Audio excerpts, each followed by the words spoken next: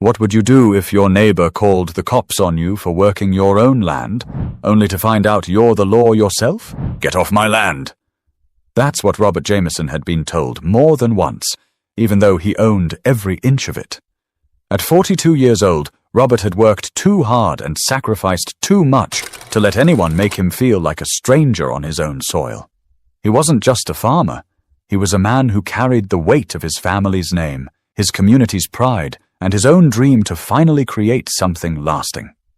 The land stretched across several acres just outside of Mesa, Arizona, on the edge where suburbia met the open desert. He had saved for years, taking extra shifts, cutting back on personal luxuries, and pouring everything into this property. To Robert, the rows of tilled soil and the sturdy red barn weren't just pieces of a farm, they were symbols of independence. But to some of his new neighbors, especially the woman who sat as president of the local homeowners association, it was an eyesore, a disruption, and in her words, out of place. Her name was Linda Cartwright, and people around the neighborhood knew she liked to run things like a small-town mayor. She wasn't elected by any city, but she ruled her HOA with the same iron grip. On his very first week, Robert noticed her watching him from her porch across the road. Not a casual glance, not the friendly curiosity of a neighbor. It was something sharper, like she was waiting for him to slip up. At first, Robert tried to give her the benefit of the doubt. Maybe she was just cautious about new neighbors. But when she walked over the first time, clipboard in hand, and asked him to explain why he had so much machinery on his property, he understood exactly what kind of neighbor she was going to be. "Ma'am, this is my land," he told her calmly, wiping sweat from his brow as he stood beside his tractor. "I bought it fair and square. The HOA doesn't apply here." Her eyes narrowed, lips pursed so tightly they nearly disappeared. "Every property in this community must maintain a standard. Barns, crops, equipment. This isn't farmland. This is a neighborhood." Robert looked around at the manicured lawns, the identical beige stucco homes lined up in neat rows across the street. His barn was set far back, surrounded by open fields, clearly outside the HOA's reach. Still, he kept his tone measured. "I'm not under your rules. I checked with the county before I bought the place. This is agricultural zoning." Linda didn't like that answer. He could tell by the way she scribbled furiously on her clipboard, as if writing him up like an officer issuing a ticket. In that moment, Robert realized something important.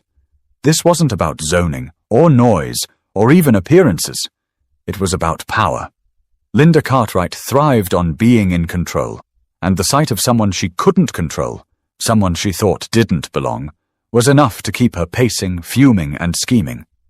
Days turned into weeks, and her presence never faded. She'd slow her car when she drove past his fields, glaring from behind the wheel. She made subtle comments at neighborhood meetings, implying that Robert was changing the look of the community. He ignored most of it, focusing on his work, planting, repairing, and trying to build his farm into something steady. But every time he looked up and saw her watching, Robert felt the pressure. Farming was already grueling, the kind of work that broke your back and tested your patience. Add the weight of constant scrutiny, and it was more than just physical labor. It was psychological. One night, after a long day in the field, he sat on his porch with a glass of iced tea, listening to the cicadas buzz in the desert heat. His phone lit up with a message from his younger sister. "How's the new place? You settling in okay?" He typed back slowly, choosing his words. "The land's good. Hard work. But the people..." He erased the rest and just sent, "I'll be fine," because Robert wasn't the kind of man to complain. He carried himself with a quiet dignity. Still, deep down, he knew this wasn't over. Linda Cartwright wasn't the type to let things slide, and if she had already gone this far just watching him, it was only a matter of time before she took the next step. But Robert didn't know that the next step would involve flashing lights, sheriff's deputies, and a moment that would change the neighborhood forever. Robert woke early the next morning, as he always did. Farming doesn't wait for anyone. The sun dictates your schedule, and when the first streaks of light spilled across the Arizona desert, Robert was already out by the barn checking his equipment. The air still carried the coolness of dawn, but sweat was already gathering along his hairline.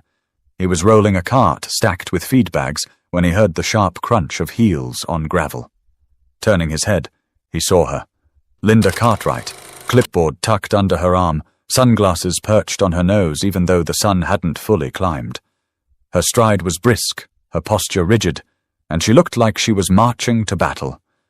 "Mr. Jameson," she called out. Her voice clipped. "We need to talk." Robert stopped the cart and leaned against it, already bracing himself. "Good morning to you, too." Linda ignored the greeting. She pointed toward his barn as if it were a crime scene.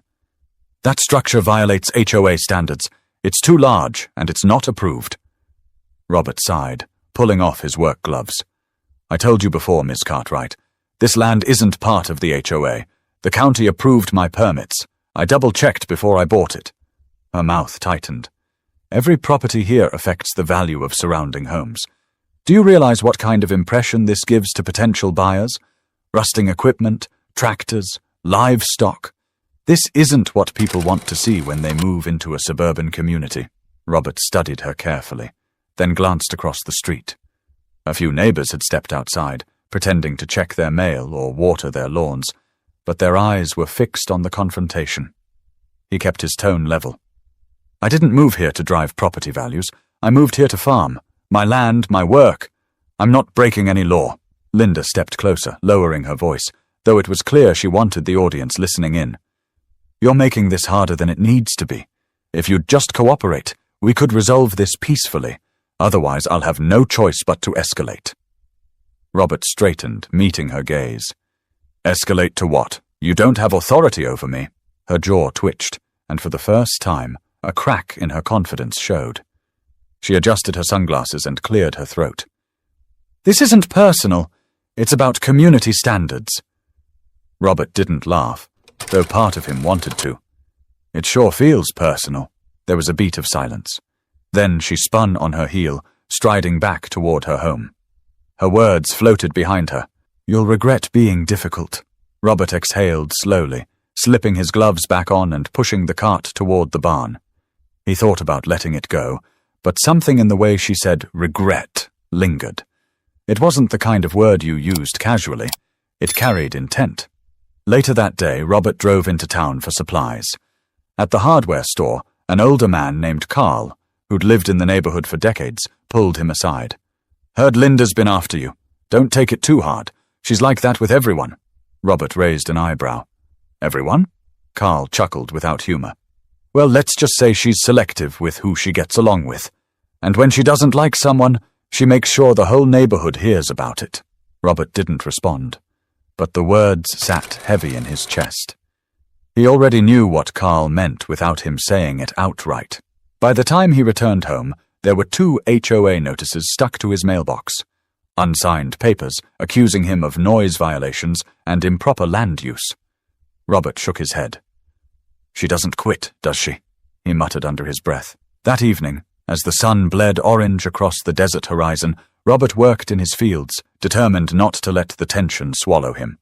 But he couldn't ignore the steady trickle of neighbors drifting by, pausing longer than usual to stare, whisper, and then move on.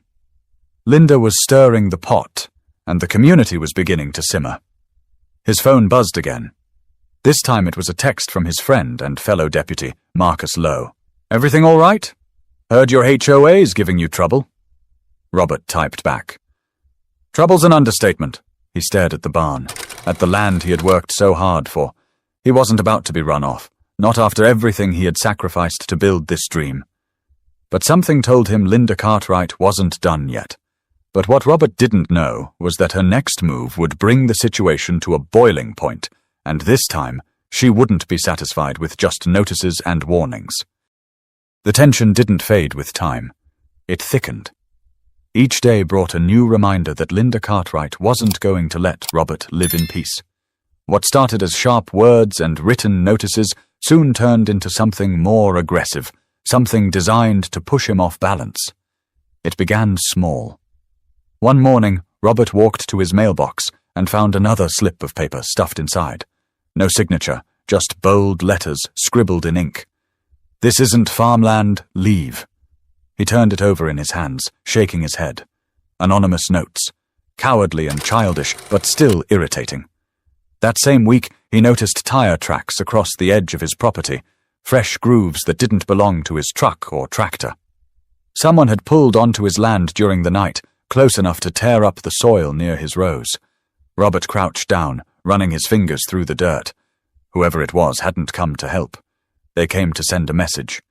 When he mentioned it to Carl, the older neighbor from down the road, Carl let out a slow whistle. "That woman doesn't know when to stop. She's probably trying to rile you up so you'll react. Don't give her the satisfaction." Robert nodded, though anger simmered beneath his calm exterior. He had learned long ago that people often mistook patience for weakness. He wasn't weak. He just chose his battles. Still, Linda didn't make it easy. At the next neighborhood meeting, Robert sat quietly at the back, sipping from a paper cup of water, when Linda raised her voice over the chatter. "We need to address the situation on the east side," she announced, tilting her chin toward Robert. "Several members have expressed concerns about property values dropping due to certain unapproved activities." Murmurs filled the room. A woman whispered to her husband. Another man frowned at Robert. Finally, someone spoke up. "What's going on over there?" Linda leaned in, savoring the attention. "Heavy equipment, farming noises at all hours, and quite frankly, the smell. It's just not what this community was designed for." Robert set his cup down and stood. "Let me clear something up. My land isn't under HOA jurisdiction. I did everything legally, with the county's approval. I'm not breaking any rules." The room quieted. A few people shifted uncomfortably in their seats. One neighbor, a middle-aged woman named Sharon, who lived across from Robert, raised her hand timidly. "But it does change the neighborhood's feel," she said. Robert met her eyes. "Respectfully, Sharon, my land isn't here to decorate the neighborhood. It's here to grow food, provide work, and stand as something I've built with my own hands. I respect your right to mow your lawn how you like. All I ask is the same respect in return." His voice wasn't loud, but the steadiness in it carried weight. For a moment, the room was still. Then Linda slammed her clipboard onto the table. "We'll see what the authorities have to say about it," she snapped. Robert didn't respond. He simply gathered his things and left, refusing to give her the reaction she wanted. That night, though, as he sat on his porch under the desert stars, he couldn't shake the feeling that things were headed toward a breaking point. He thought about his late father, who had taught him never to let pride cloud judgment. "Stand your ground, son," his father used to say. "But know when someone's trying to drag you into a fight you don't need." The next morning, he was back in the fields, loading equipment from his truck into the barn. The sun was hot, even in the early hours, and his shirt clung to his back. That's when he heard the sharp click of heels again. He turned to see Linda striding toward him, this time without her usual clipboard. "You're done," she said flatly, stopping a few feet from him. Robert wiped his hands on a rag. "Morning to you, too." "I'm not joking, Mr. Jameson. I've had enough. If you don't remove this equipment by the end of the week, I'll call the police myself." Robert's eyes narrowed slightly, but his voice stayed calm. "You can call whoever you want, but I'll tell you now, you won't like the outcome." Linda tilted her head, smirking like she had the upper hand. "We'll see about that." She turned sharply and marched back toward her house, her heels kicking up dust. Neighbors peeked from behind blinds and across driveways, the silent audience to a battle that was no longer private. Robert leaned against his truck, staring at the horizon.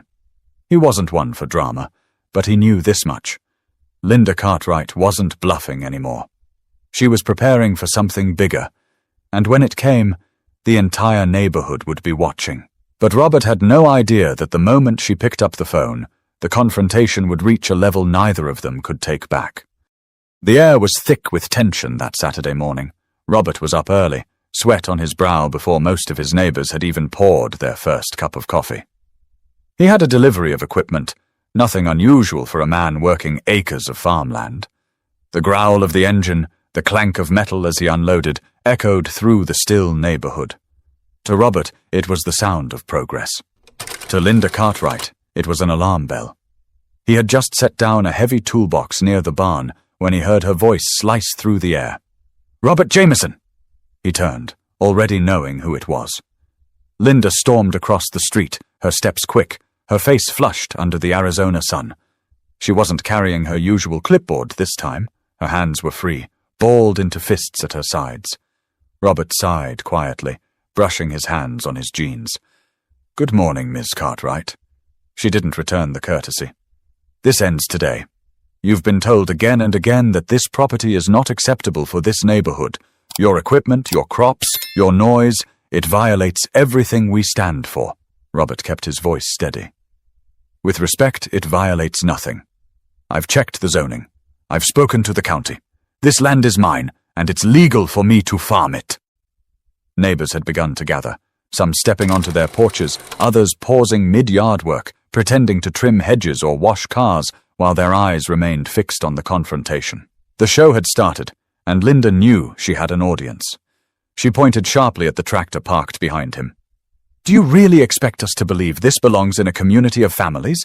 Kids playing, homes being sold, property values at stake? Look at this mess!" Robert crossed his arms, the sun beating down on the brim of his cap. "That tractor feeds people. That mess is hard work, not a threat." Her face tightened, and she stepped closer. "Don't you dare talk to me like that.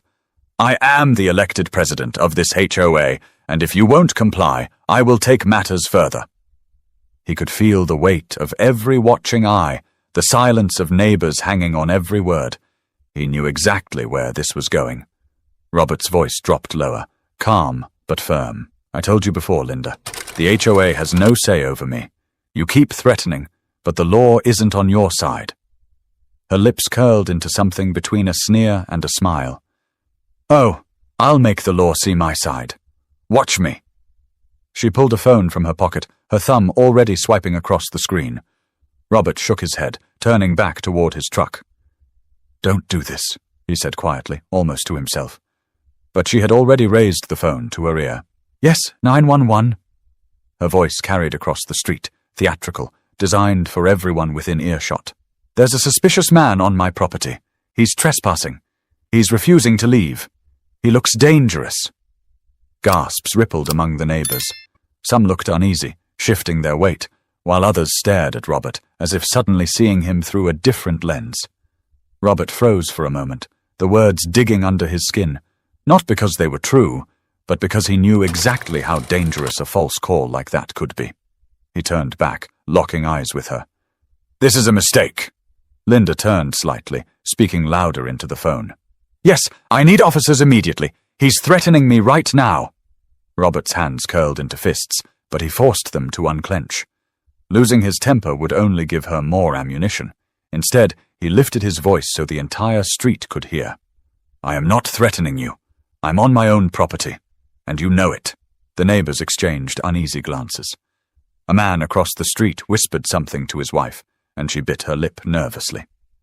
Linda snapped the phone shut after giving the dispatcher her address. She looked triumphant, as if she had already won. "We'll let the deputies sort this out. Then maybe you'll finally understand where you stand in this community." Robert stared at her for a long moment, his expression unreadable. He could hear the faint wail of sirens in the distance, growing louder.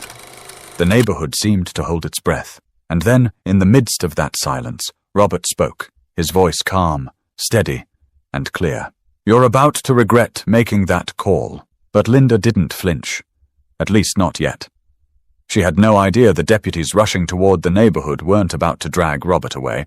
Instead, they were about to witness something that would leave her standing speechless in front of every single neighbor. The sirens grew louder, echoing off the stucco walls of the homes, bouncing down the cul-de-sac like a warning bell. The neighbors who had been pretending not to watch abandoned all pretense now. Lawn hoses were dropped, garage doors stayed open, kids pulled from bikes and ushered inside. Everyone wanted to see what would happen when the deputies pulled up. Robert stood tall in his driveway, dust clinging to his boots, sweat dripping down his temples. He wasn't nervous. He had dealt with plenty of tense calls before in his years of service. But this one was different. He wasn't showing up as the officer. He was the target. Linda paced at the edge of her yard, phone still in her hand, her face set in a mask of exaggerated fear. When a neighbor named Greg shuffled closer, she turned to him dramatically. "Do you see this? This man refuses to leave. He's aggressive. He's dangerous. I had no choice but to call." Greg rubbed the back of his neck, his eyes flicking between Robert and Linda.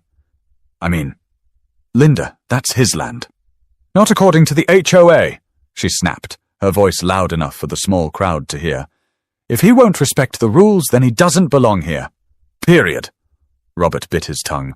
He had learned long ago that silence often spoke louder than arguments, but inside he felt the slow burn of anger, not just because she lied, but because she twisted the truth in a way that was meant to humiliate him in front of everyone. The first squad car rolled into view, lights flashing red and blue against the bright desert sun. 2 deputies stepped out, their hands resting casually near their holsters as they surveyed the scene.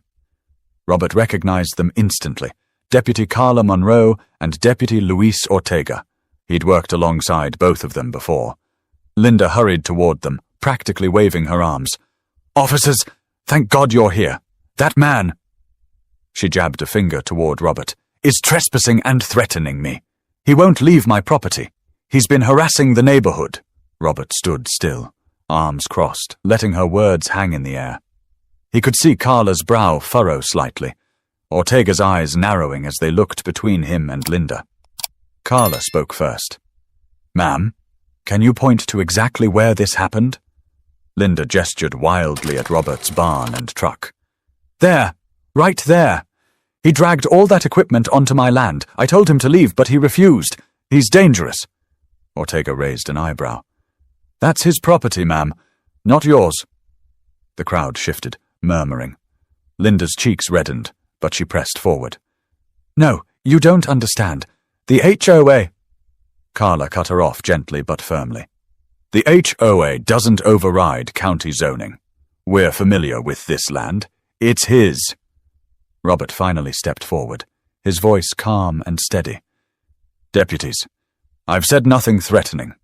I've done nothing illegal. She called you under false pretenses." Linda spun toward him, her voice rising. "Don't you try to intimidate me. I know the law." That's when Robert reached into his back pocket. Slowly, deliberately, he pulled out a leather badge holder and flipped it open. The silver star glinted in the sunlight, unmistakable. The crowd gasped. Carla and Ortega didn't flinch, they already knew. But the neighbors? Their jaws dropped. Even Greg, who had been lingering near Linda, stepped back, muttering, "Wait a minute." Robert held the badge up, his eyes fixed on Linda. "I don't just know the law. I enforce it. You just called 911 on a deputy sheriff standing on his own land." Silence hit the street like a thunderclap. Every eye turned to Linda, waiting for her reaction. Her mouth opened, then closed again, her face draining of color. She stumbled for words, but nothing came out. Carla broke the silence. "Ma'am, filing a false police report is a serious offense. You claimed he was threatening you. Did he?" Linda stammered. I felt threatened. He was standing there with all that equipment glaring at me." Ortega shook his head, unimpressed. "That's not a threat. That's a man working on his property." The crowd wasn't whispering anymore. They were openly talking now, voices carrying across the street. "Called the cops on her own neighbor. And he's a deputy? She's lost it this time." Robert lowered the badge, tucking it away again. His voice was even, but each word landed with weight. "This is what happens when assumptions replace facts. You didn't call because of equipment. You called because you didn't like me being here. But I'm not going anywhere." Linda looked around, desperate for someone to back her up. But the neighbors who had once nodded along at her complaints now avoided her gaze. But this was only the beginning, because while the badge silenced her in the moment, the fallout of that call would ripple through the entire neighborhood in ways no one saw coming. The squad car lights had faded, but the tension on the block hadn't gone anywhere. The deputies hadn't cuffed anyone, hadn't dragged Robert away, hadn't validated Linda's call the way she had imagined. Instead, they stood between 2 very different neighbors, one who had worked quietly, legally, and with dignity, and another who had spun a story that had collapsed the moment reality stepped in. Deputy Carla Monroe turned to Robert. "We'll file a note about the call, but you're good here. No violations, nothing illegal." Her tone was businesslike, but Robert caught the flicker of respect in her eyes. They had worked shifts together downtown. She knew exactly what kind of officer he was. "Appreciate you both coming out," Robert said. His voice carried no anger, just steadiness, though everyone watching could feel the weight behind his words. Linda stood stiffly a few feet away, arms crossed, trying to mask her humiliation with indignation. "So you're just going to ignore what I said? He's disrupting the community. He's lowering property values. He's making it impossible for people to feel safe in their own homes." Deputy Luis Ortega looked at her evenly. "Ma'am, safety means facts, not feelings. Nothing here suggests criminal behavior. This man is on his own property, doing his own work. That's the end of it." The neighbors, once whispering, now spoke openly. A woman on her porch muttered, "Told her he wasn't breaking any rules." Another man leaned against his mailbox and said louder than he needed to, "She's finally been called out." Linda's eyes darted from face to face. She was used to being the one people agreed with, the voice of authority in neighborhood disputes. But now, it was clear. She had overplayed her hand. Robert turned toward the deputies. "Thanks for handling this. I'll get back to my work." Carla gave him a nod, and Ortega followed her back to the cruiser. The sirens were cut, and soon the car rolled away, leaving behind a silence thicker than the heat radiating from the pavement. That silence broke with Linda's sharp voice. "This isn't over, Jameson." Robert paused, gripping the side of his truck. He turned slowly, his gaze steady on her. "It ended the moment you lied to the police. You should think about that before you make another call." Her face flushed crimson, but she didn't respond. She spun on her heel and stormed back across the street, retreating to the safety of her porch. The crowd didn't disperse right away. Instead, they lingered, whispering in clusters, shooting glances at Robert and then at Linda's house. For the first time, the neighborhood didn't seem united behind her. The seeds of doubt had been planted, and everyone could see who had been in the wrong. Sharon, the woman who had once timidly spoken at the HOA meeting, approached Robert slowly. I didn't know you were law enforcement." Robert gave a small shrug. "I don't usually lead with it. Doesn't change who I am or what I do here." Sharon nodded, eyes downcast. "I'm sorry. I shouldn't have let her sway me like that. I see you working hard every day. That means something." Robert gave her a half smile. "It means a lot that you said that. Thank you." As she walked back to her yard, Robert turned his attention to the barn. He still had work to do. Farming didn't stop for neighborhood drama, but the confrontation had shifted something in the air. He could feel it. From across the street, Linda's blinds quivered, the faint movement betraying that she was watching him again. But this time, her gaze didn't carry the same power. The badge had stripped her of the authority she tried to wield, and the neighborhood had seen it with their own eyes. Robert wiped his hands on his jeans and muttered under his breath, "One battle down." He knew Linda wasn't finished, not by a long shot, but her arsenal was smaller now, her credibility wounded. The desert sun blazed overhead, but Robert stood a little taller, not because of the badge in his pocket, but because the truth had spoken louder than her lies. But while Robert thought the storm had passed, he didn't yet realize that the fallout of this moment would stir deeper questions in the neighborhood, questions about prejudice, power, and who truly belonged. The dust hadn't even settled from the deputy's departure before the story began to spread. By sundown, everyone on the block knew what had happened, that Linda Cartwright had called 911 on a man who wasn't just her neighbor, but also a county deputy. And worse, she had been caught exaggerating every word of her complaint. Robert tried to carry on with his evening routine, feeding the chickens, checking the irrigation lines, sweeping out the barn. But no matter what he did, he could feel the stares from across the street. Linda's blinds twitched as though she were pulling them back every few minutes. Other neighbors lingered outside longer than usual, whispering in low voices when they thought he wasn't looking. Later, as Robert carried a bucket of water toward the barn, Greg, the neighbor who had been caught in the middle during the confrontation, walked over.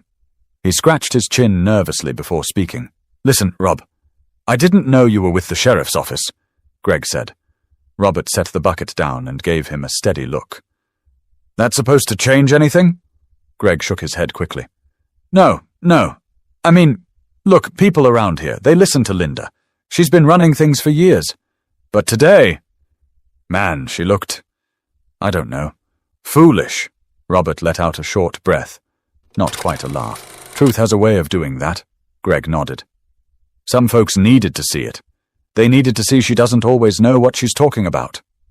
He hesitated, then added quietly, "But don't think she's going to back down. She doesn't lose well." Robert already knew that. He could see it written in her stiff posture when she had stormed back inside her house.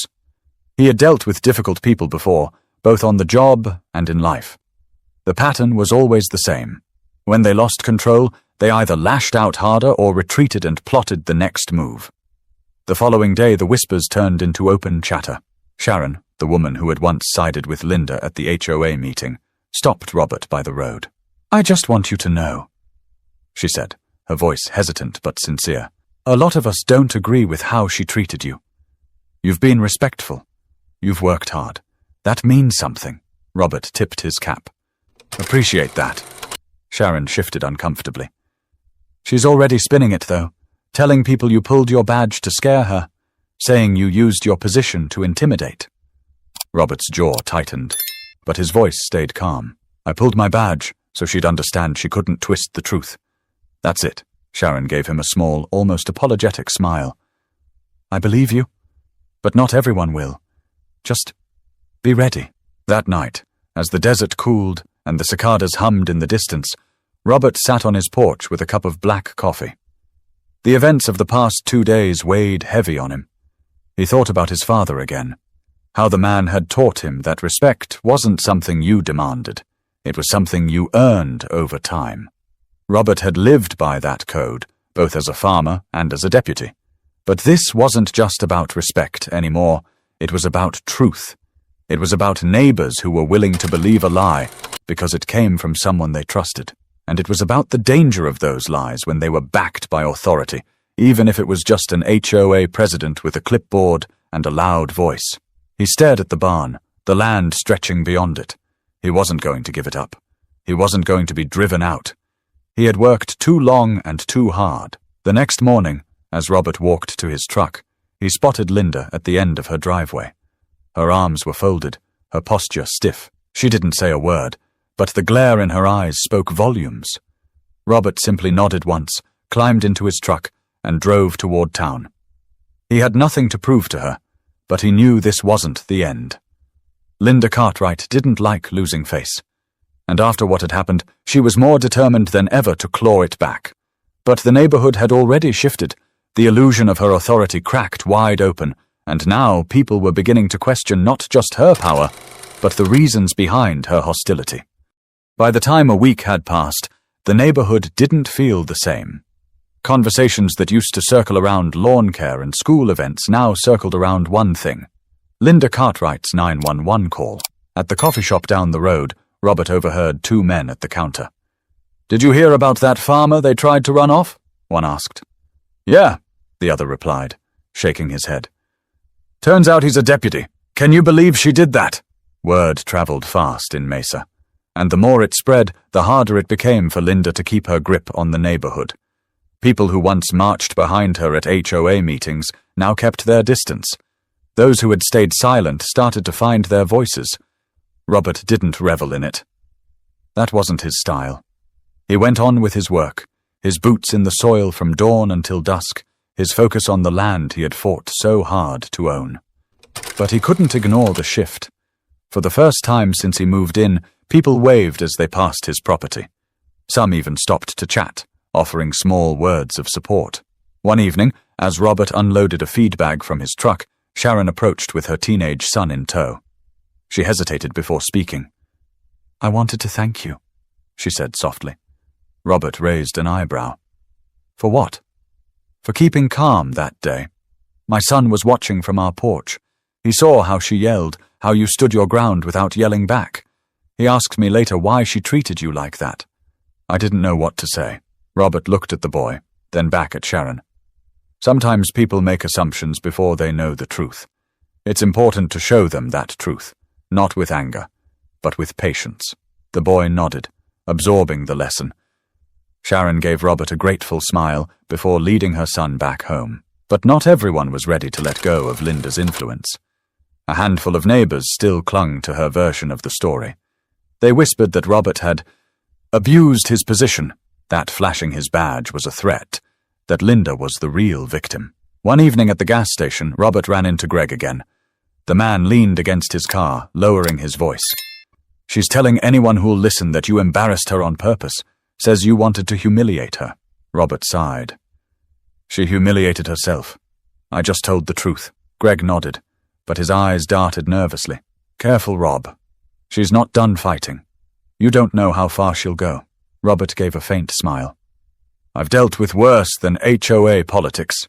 Still, that night on his porch, Robert thought about those words. He wasn't afraid of Linda, but he understood something deeper. This wasn't just about an HOA anymore. It was about pride, prejudice, and the dangerous mix of both.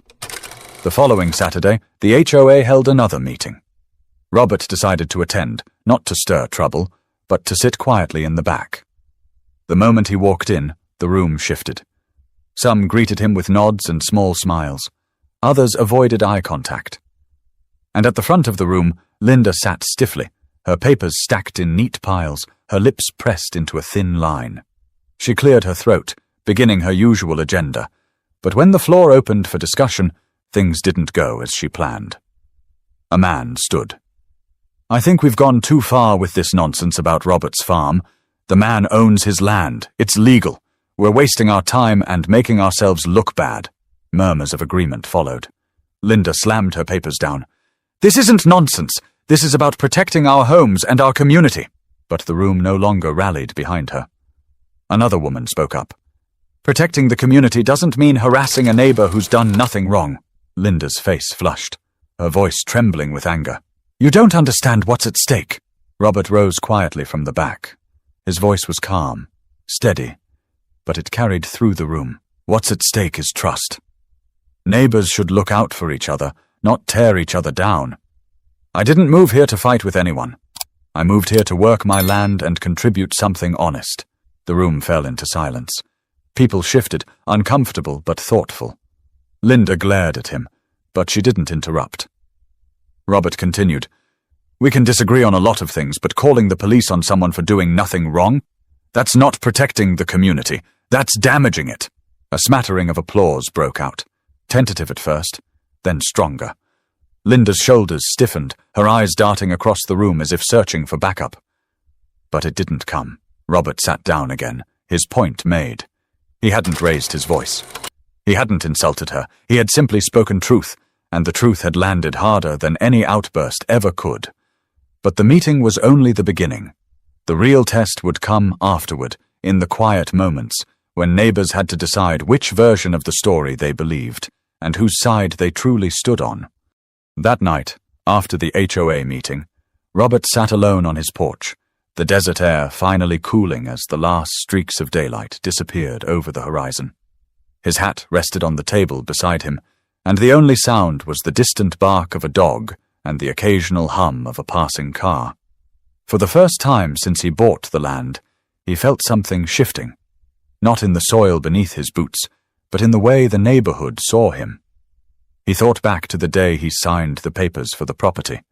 The real estate agent had shaken his hand, congratulating him on finding such a prime stretch of land at the edge of the city. "Perfect for building something lasting," the agent had said. Robert believed it. He had dreamed of this for years, of creating something his nieces and nephews could visit, of leaving behind more than just a paycheck from the sheriff's department. He wanted to build legacy, not just property. But now, sitting in the quiet, he realized the farm had become more than just crops and barns. It had become a stage. Every move he made was watched, judged, and interpreted, and Linda Cartwright had tried her best to twist that narrative into something ugly. Robert leaned back in his chair, letting the memories of the past few weeks run through his mind. The accusations, The lies, the flashing lights, the look on her face when he showed his badge. He wasn't a man to gloat, but he couldn't deny the satisfaction of knowing truth had exposed her for what she was.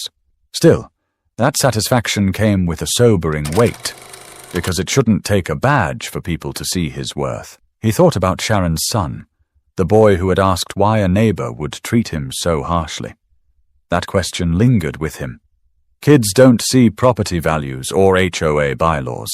They see actions. They see fairness or unfairness. And what that boy saw was a woman shouting lies and a man holding his ground with patience. Robert picked up his phone, scrolling through his contacts until he landed on Marcus Lowe, his friend from the sheriff's office. He tapped call, and after a few rings, Marcus's voice came through. "You holding up?" Marcus asked. Robert exhaled. "Yeah. It's been a week," Marcus chuckled. "I heard. Word's all over the department. You handled it better than most would have." "I didn't want to pull the badge," Robert admitted. "But she left me no choice, and now, instead of people seeing me as a farmer, they see me as a deputy who had to prove himself to his own neighbors." Marcus's tone grew serious. "Sometimes people don't see the truth unless it's shoved in their face. But you know this, Rob. Your patience, your calm. That's what people will remember. Not the badge." Robert let the words settle. Maybe Marcus was right. Maybe his calm had done more than the silver star could.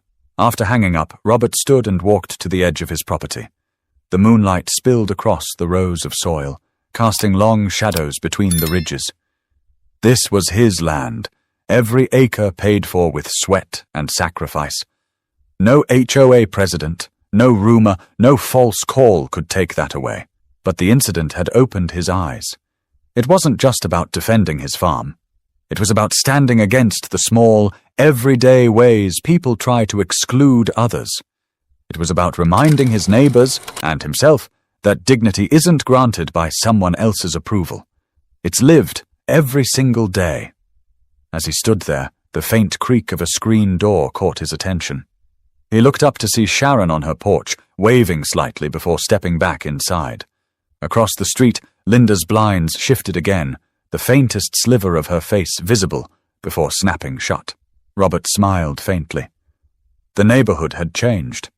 Some neighbors saw him differently now, with more respect. Others still clung to their suspicions. And Linda? She would never admit defeat. But none of that defined him. He turned back toward his house, his voice low but firm, as if speaking to himself. "You don't need anyone's permission to belong."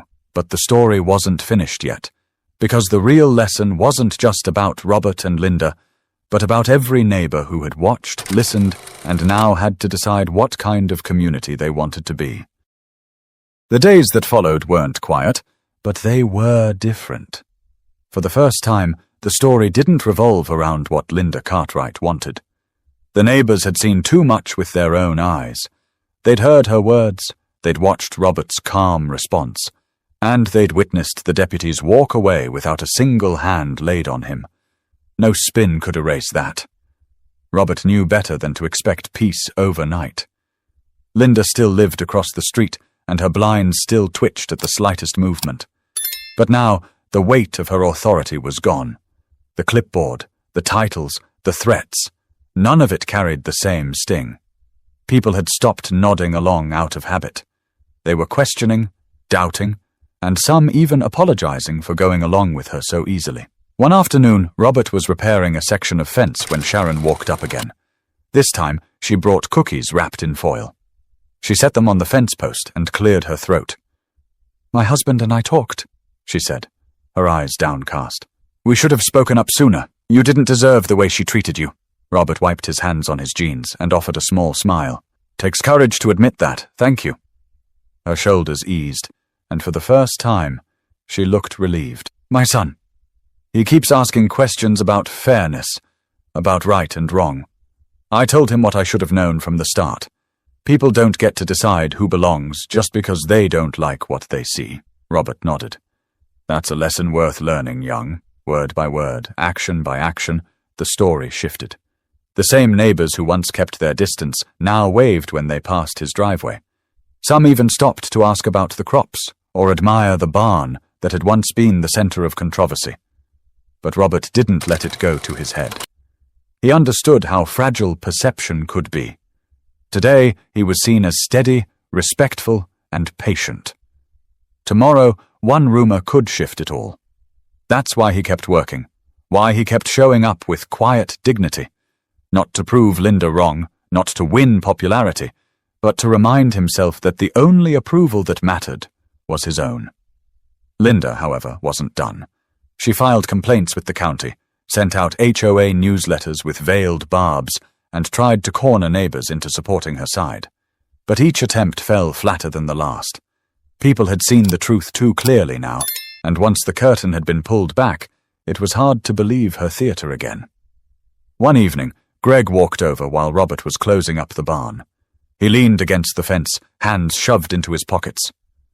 "Funny thing," Greg said. "For years we all thought Linda was keeping this place together. Turns out, maybe she was just keeping us scared." Robert chuckled softly. "Fear only works until someone calls it out." Greg nodded. "You called it out without even raising your voice. Respect." Robert glanced back at his land, the barn glowing in the last light of the setting sun. "Respect isn't about how loud you are, it's about how consistent you are." That night, Robert reflected again on everything that had happened. He realized something important, that the real power of the incident wasn't just in clearing his name. It was in showing people how dangerous assumptions could be. A single phone call had nearly painted him as a criminal on his own property. And if he hadn't had that badge, things might have gone very differently. The lesson was bigger than him. It was about slowing down, about questioning the stories we're told, about asking ourselves whether we're siding with truth or with comfort. It was about resisting the easy path of judgment, because judgment, when misplaced, can ruin lives. Robert leaned back in his porch chair, his voice low as if speaking to the desert night itself. Don't let fear dictate who belongs. And maybe that was the real takeaway, not just for his neighbors, but for anyone listening. We all live in communities. We all share fences, sidewalks, streets. And at some point, we all face the choice. Do we let suspicion rule us, or do we build respect instead? For Robert, the answer was simple. Keep working, keep showing up, keep standing tall in the truth, because dignity doesn't come from permission. It comes from living each day with honesty. So if you're listening to this story, remember, the way you treat people says more about you than it ever says about them. Choose respect, choose truth, and never let assumptions write someone else's story. And if you found meaning in Robert's story, make sure to subscribe, because stories like this remind us of the lessons worth carrying into our own lives.